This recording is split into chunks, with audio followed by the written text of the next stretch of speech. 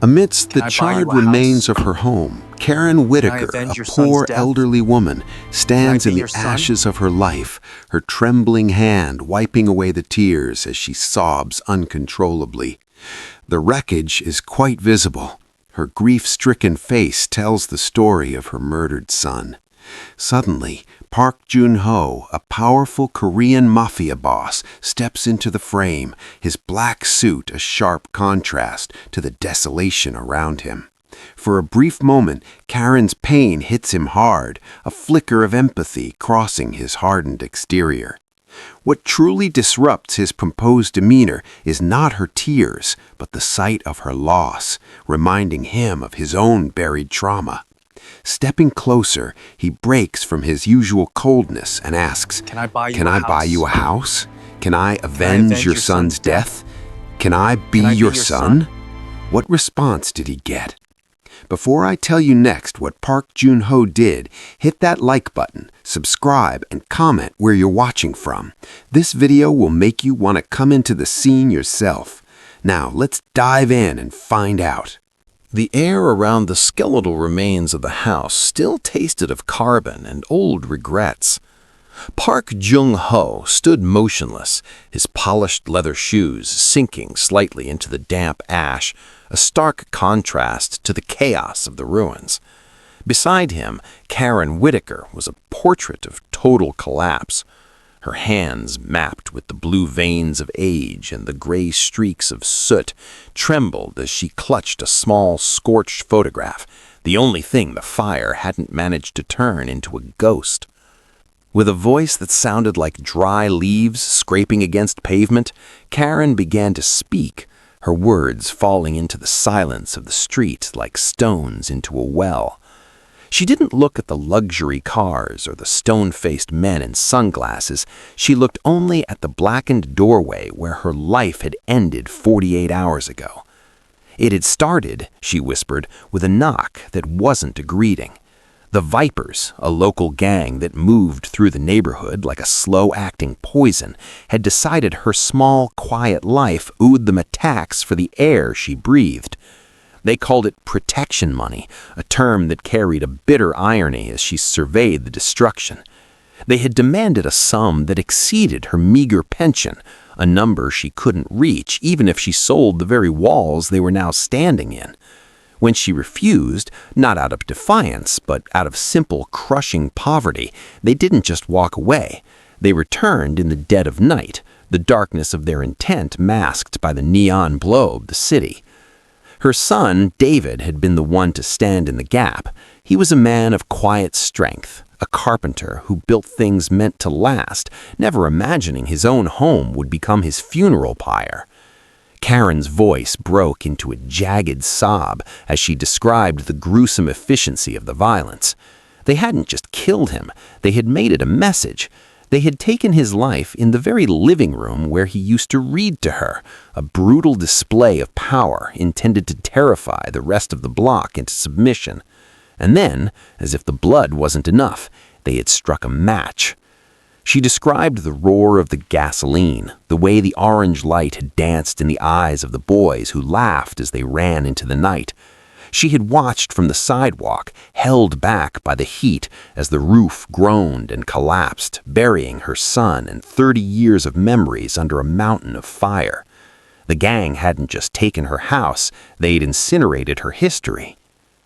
Jung-ho listened, his expression a mask of lethal obsidian depth. He didn't interrupt, but the air around him seemed to grow colder with every detail of the Viper's cowardice. He saw the raw physical grief in the way Karen leaned toward him, an unconscious search for a pillar in a world that had turned to dust.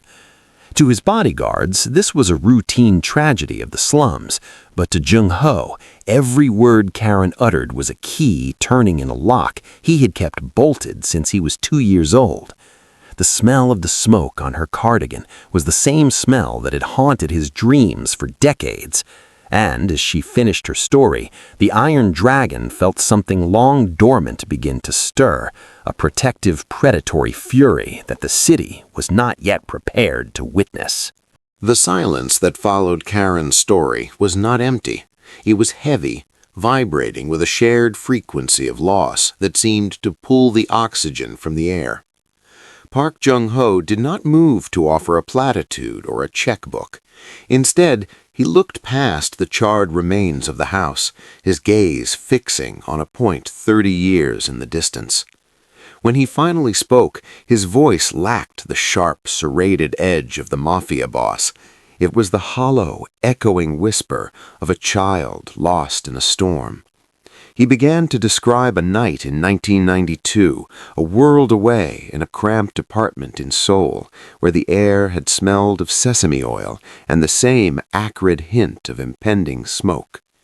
He was only 2 years old, a small shadow tucked away in the darkness beneath a heavy oak bedframe. From that vantage point, the world had been reduced to a view of ankles and the terrifying rhythm of heavy boots. He told Karen how he had watched, through the dust motes and the fringe of a bedspread, as the only light in his world, his mother, was extinguished by men who, much like the vipers, believed that power gave them the right to play God. He recounted the sound of her final breath, a soft, jagged departure that had haunted every quiet moment of his life since. He had stayed beneath that bed for hours, long after the boots had left and the silence had grown cold, waiting for a hand that would never come. His father, the chairman, had found him there and begun the long, clinical process of forging the traumatized boy into an iron weapon and obsidian. He had been taught that emotions were a luxury of the weak, yet he confessed to Karen that the Iron Dragon was a mask built over a foundation of grief.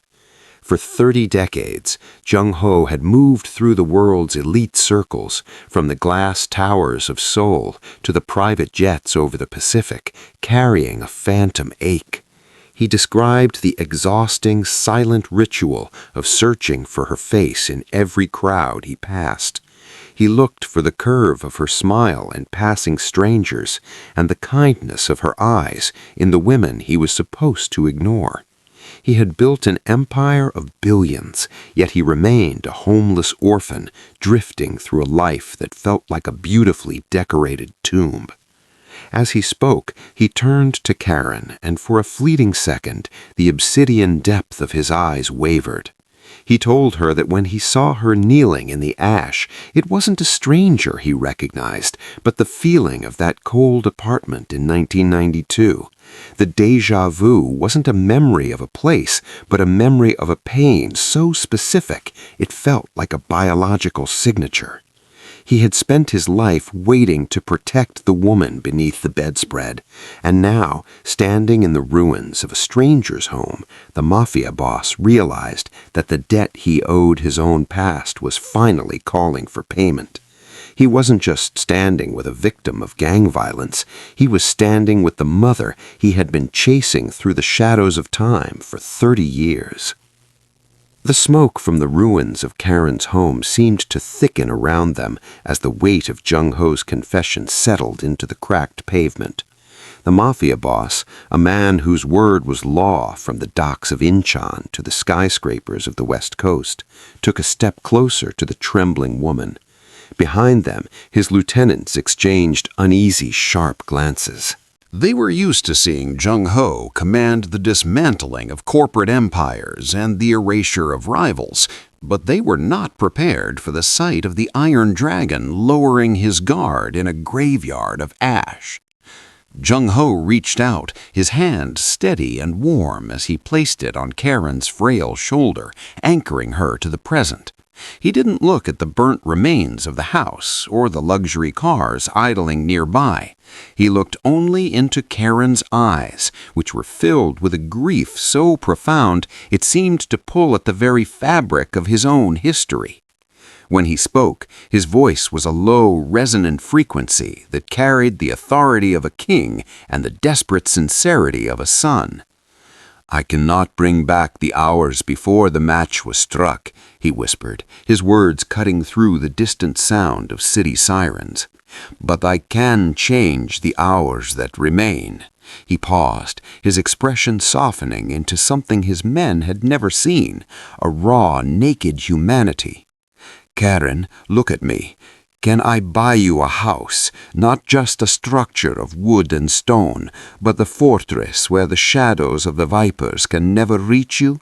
Karen gasped, a small, broken sound, but Jung-ho was not finished. The air grew colder, the predatory calm returning to his eyes, but it was now directed outward toward the monsters who had done this. "Can I avenge your son's death? Can I ensure that those who took his light never see the sun again?"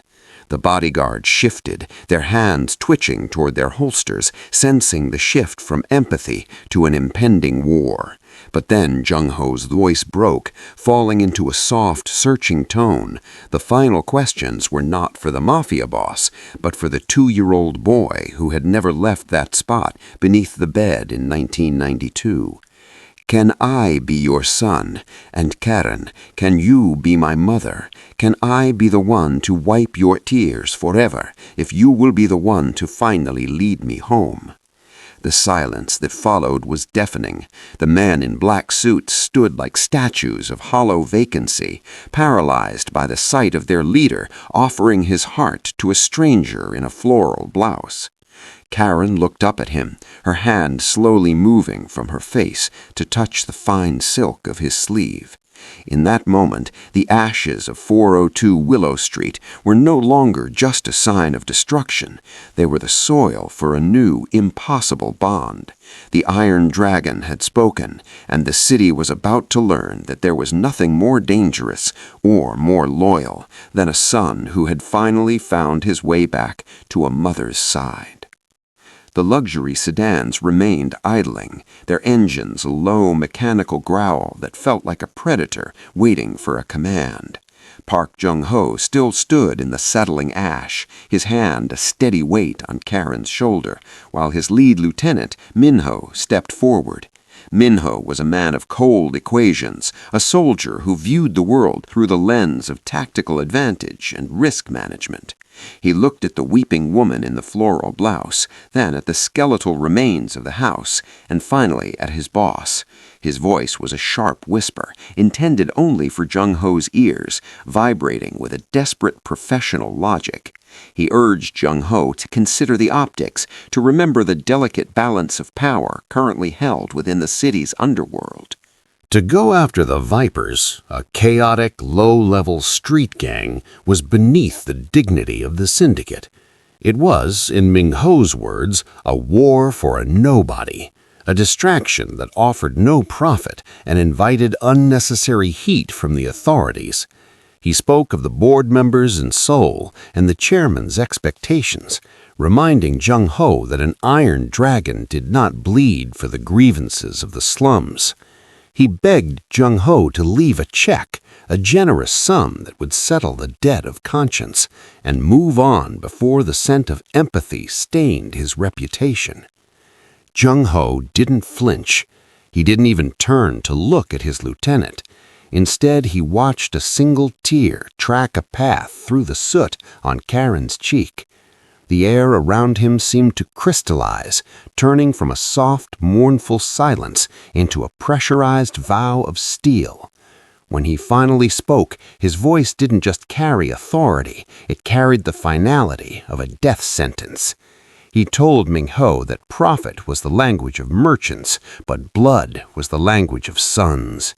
He declared that from this moment, the woman standing beside him was no longer a stranger, and she was certainly no longer a nobody. With a gaze that could have withered the very weeds pushing through the cracked pavement, Jung-ho announced that Karen Whitaker was now the mother of the syndicate. He commanded his men to treat her with the same reverence they afforded the chairman himself. If a single hair on her head was harmed, or if she shed another tear caused by the fear of her enemies, he promised to turn the city into a pyre that would make this burnt house look like a candle flame. The bodyguards, who had been standing as masks of hollow vacancy, snapped into a new, rigid state of alertness. The dismissal of Ming-ho's logic was absolute. Jung-ho made it clear that they were no longer surveying a territory, they were guarding a queen. The Vipers hadn't just burned a house, they had unknowingly struck a match in the heart of a man who had been waiting 30 years for a reason to burn the world down. As Jung-ho escorted Karen toward the waiting Mercedes, the vow of steel echoed through the desolate street. The war wasn't about a neighborhood anymore. It was about a son who had finally found something worth protecting, and God help anyone who stood between the dragon and his mother. The neon glow of the city's underbelly felt distant and frail compared to the pressurized silence of Park Jung-ho's private office. He stood before a floor-to-ceiling window, his reflection superimposed over the sprawling engine of the city. He moved like a chess master. In his world, violence was never a chaotic outburst. It was a clinical, inevitable conclusion. To the Vipers, the charred remains of Karen Whitaker's home were a trophy of their dominance, but Jung-ho was about to turn those ashes into a lure they couldn't resist. He instructed Ming-ho to leak a specific, irresistible piece of information through the neighborhood's underground channels. The property dispute over the burnt-out lot was to be framed as a sudden interest from a high-level development firm, one with ties to the syndicate. The narrative was simple. The syndicate wanted the land cleared of its human obstacles to make way for a luxury high-rise, and they were willing to pay a massive consultation fee to whoever held the most influence on that street. It was a bait dipped in the two things the Vipers craved most: legitimacy and greed. The high-stakes meeting was set for midnight in an abandoned industrial warehouse on the edge of the shipyard, a place where the salt of the sea masked the scent of old oil and rust. It was neutral ground, or so the Vipers believed. Jung-ho's men moved through the shadows with the grace of ghosts, transforming the vast hollow interior of the warehouse into a masterpiece of tactical deception. Every crate, every flickering overhead light, and every hollow vacancy in the rafters was mapped and occupied by the syndicate's silent enforcers. When the leaders of the Vipers arrived, they came with the swagger of kings of the gutter. They wore their leather jackets like armor and carried their pistols with a reckless, visible pride, completely oblivious to the fact that they were stepping into a kill box. They saw only the heavy mahogany table set in the center of the concrete floor and the single, elegant man in a charcoal suit waiting for them. Jung-ho didn't stand as they approached. He sat with a terrifying, predatory calm, a folder of deeds resting before him. The gang leaders began to boast, their voices echoing off the corrugated steel walls as they detailed the work they had done to clear the lot, laughing about the fire and the old woman who had finally been silenced. They believed they were negotiating for a windfall that would elevate them from street thugs to syndicate partners. Jung-ho listened, his eyes two chips of cold obsidian, absorbing their confessions as if they were testimony in a final judgment. He let them speak until the air in the warehouse felt saturated with their arrogance. Only when the lead Viper reached for a pen to sign the agreement did Jung-ho's expression shift.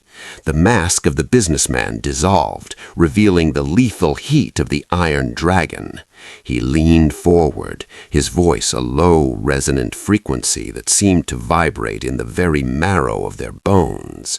He told them that the property they were discussing wasn't just land, it was a mother's heart, and the price of entry into this meeting wasn't money, it was blood. As he raised a single well-manicured hand, the heavy industrial doors slid shut with a final echoing thud, and the meeting room officially became an execution floor. The warehouse was no longer a room. It was a pressurized chamber of finality. As the industrial doors slammed shut, the heavy metallic echo signaled the end of the Viper's reign. Park Jung-ho did not move from his mahogany chair. He sat with the terrifying stillness of a god observing an anthill, his hands folded as the shadows of the rafters came alive. There was no shouting, no chaotic gunfire, only the clinical, whispered efficiency of the Iron Dragon's elite. The lead Viper reached for the chrome-plated pistol at his waist, but he was dead before the leather of his holster even creaked. A single muffled crack from the darkness of the mezzanine took him between the eyes, his body slumping over the table like a discarded marionette. The rest of the gang erupted into a frantic, disjointed panic, firing blindly into the dark. Their violence was loud, messy, and desperate, the exact opposite of the men who were now hunting them. Jung-ho's professionals moved in a synchronized phalanx of black silk and suppressed muzzles. They didn't engage in a brawl. They executed a clean sweep. Using the warehouse's own geometry against the thugs, they funneled the Vipers into kill zones between the shipping containers. Every time a gang member turned a corner, a shadow was waiting. It was a tactical dismantling of a virus that had infected the city for too long. One by one, the stains were wiped away. The men who had laughed while Karen's home burned were now gasping their last breaths in a cold, oily corner of the shipyard. Minho moved through the center of the fray with a surgical detachment, checking his watch as he directed the fire. To the syndicate, this wasn't a war, it was a sanitation project. They neutralized the gang's perimeter guards with silent blades before they could even radio for help. They disabled the Viper's getaway vehicles with calculated precision, ensuring that the only way out of the warehouse was through the veil. The chaotic arrogance that had fueled the arson at 402 Willow Street was replaced by a raw, primitive terror as the gang realized they were being hunted by a predator that didn't just want them dead, it wanted them erased. Throughout the systematic eradication, Jung-ho never blinked. He watched the light fade from the eyes of the last gang lieutenant, a man who had personally held the match to Karen's son's room. In his final moments, the thug didn't see a rival boss. He saw the Iron Dragon in his true form, a son who had spent 30 years waiting to deliver justice to the monsters under the bed. The blood that pooled on the concrete floor was the currency for the new house, the down payment for a peace that Karen Whitaker had earned through her tears. When the last suppressed shot echoed and the warehouse fell into a heavy, absolute silence, Jung-ho stood up. He adjusted the cuff of his charcoal jacket, the fabric still as sharp and unforgiving as his gaze. The Vipers were gone, their names already being scrubbed from the city's memory by the syndicate's reach. The clean sweep was complete. As he stepped over the wreckage and out into the salt-heavy air of the night, Jung-ho didn't look back. The war of the streets was over, and the era of the Phoenix was about to begin. The scent of the shipyard, a bitter mixture of diesel, salt, and death, finally faded, replaced by the sterile, expensive aroma of the Mercedes leather interior. Karen Whitaker sat in the back seat, her hands still trembling in her lap, though they were now draped in a soft cashmere throw that Park Jun-ho had placed there himself. Over her eyes was a blindfold of heavy black silk, a temporary shroud he had requested so that the ashes of the past wouldn't stain the vision of her future. Beside her, the Mafia boss sat in a silence that was no longer predatory, but deeply, almost unnervingly protective. The car glided with a ghostly smoothness, leaving the cracked pavement and the neon-lit desperation of the slums far behind. They climbed upward, the pressure in the air shifting as the city's roar softened into the whisper of wind through manicured pines. After what felt like an eternity of winding turns, the heavy mechanical hum of a massive iron gate echoed through the chassis, followed by the crunch of fine gravel. The car came to a halt, and the door was opened with a silent, practiced efficiency by a man whose uniform bore the crest of the Iron Dragon, yet whose bow was lower than it had ever been for a mere lieutenant. Jung-ho stepped out first, reaching back to take Karen's hand with a gentleness that seemed at odds with the man who had just overseen an execution floor. He guided her out, her modest shoes touching a surface that felt as solid and eternal as marble. "You can remove it now, Mother," he whispered, his voice catching on the final word with a raw, long-buried hope. As the silk fell away, Karen gasped, her hand flying to her mouth to stifle a sob. She wasn't looking at a house, she was looking at a fortress of light. The Phoenix Mansion rose from the earth in a sprawling masterpiece of glass, limestone, and obsidian, illuminated by soft, golden floodlights that made the structure glow against the night sky. It was a place of impossible security and unyielding luxury, surrounded by high stone walls topped with the most advanced surveillance systems the syndicate could buy. The gardens were a lush, midnight tapestry of white lilies and weeping willows, their leaves swaying in a breeze that tasted of nothing but mountain air and peace. There was no smoke here. There were no vipers. Behind them, a phalanx of silent, respectful staff stood in a perfect line, their heads bowed to the woman who had walked out of the fire. Karen looked at the sprawling estate, then back at the man in the charcoal suit. For 30 years, she had lived in a world that tried to break her, but in the eyes of the Mafia boss, she saw a son who would build a kingdom just to keep her safe. The slums were gone, and as Jung-ho led her toward the massive oak doors, the Phoenix had officially risen from the soot of Willow Street. The transition from the scorched earth of the slums to the serene heights of the Phoenix Mansion was more than a change of scenery. It was a total recalibration of Karen Whitaker's existence.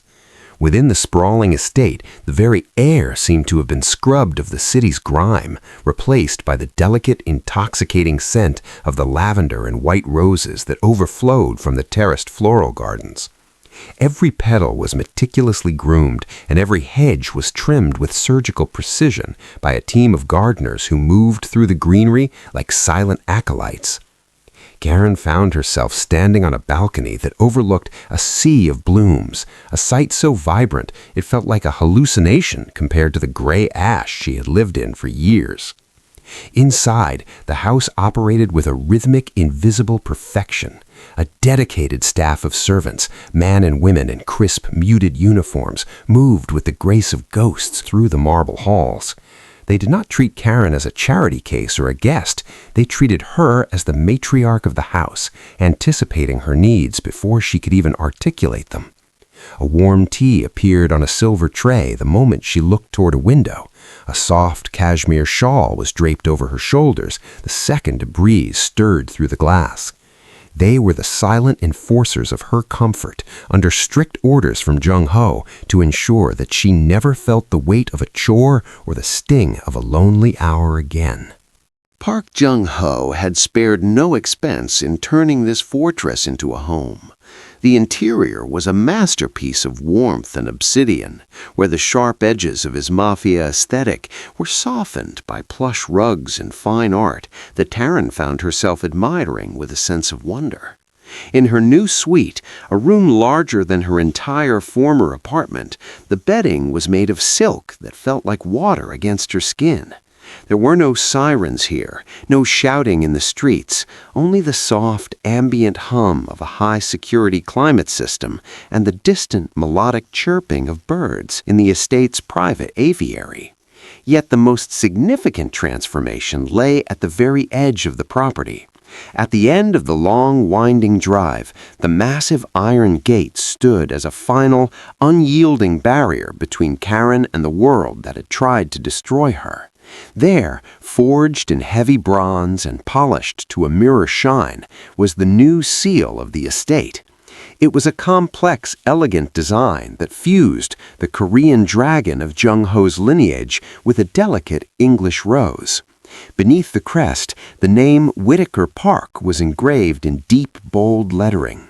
It was a declaration of identity, a public and private vow that the son had finally returned to the mother and that their two worlds were now irrevocably joined.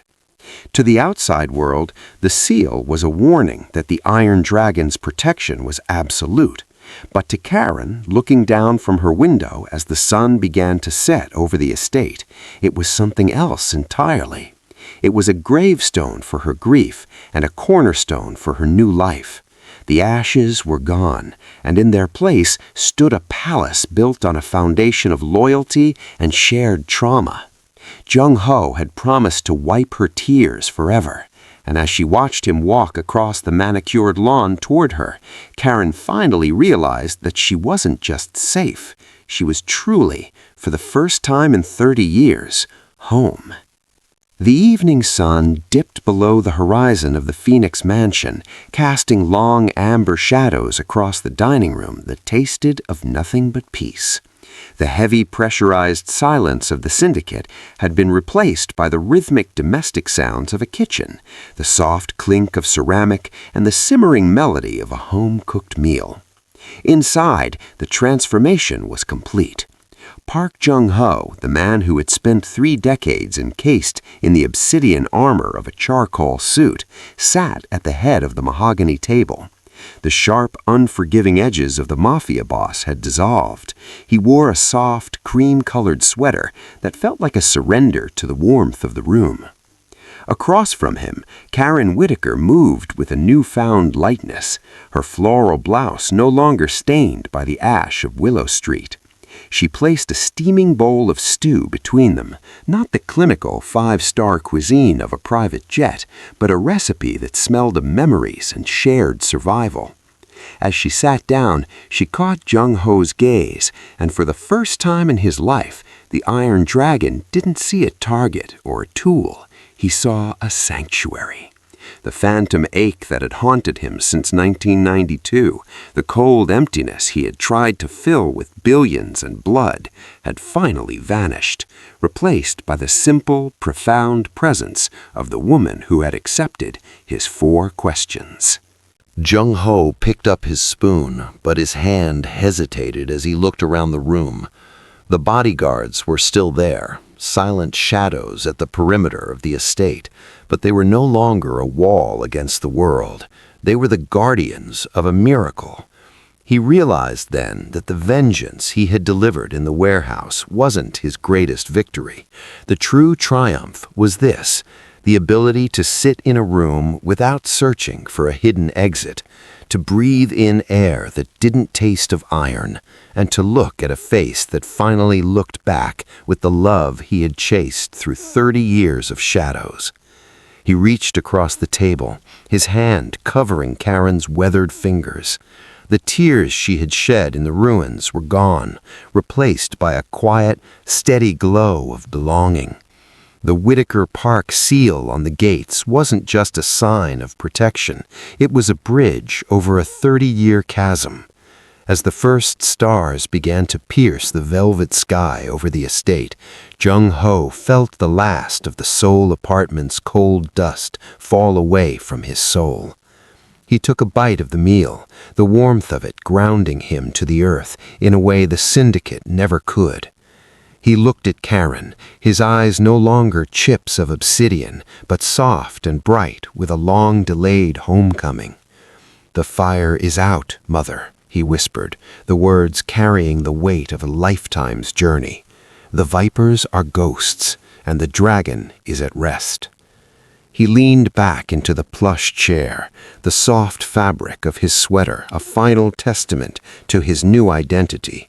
In the silence of the Phoenix mansion, amidst the scent of lavender and the warmth of a shared table, the Iron Dragon had finally found his hearth. He closed his eyes for a moment, letting the peace of the house wash over him, and spoke the truth he had been rehearsing since he was 2 years old. "I am home, Mother." At long last, the tears were wiped away forever.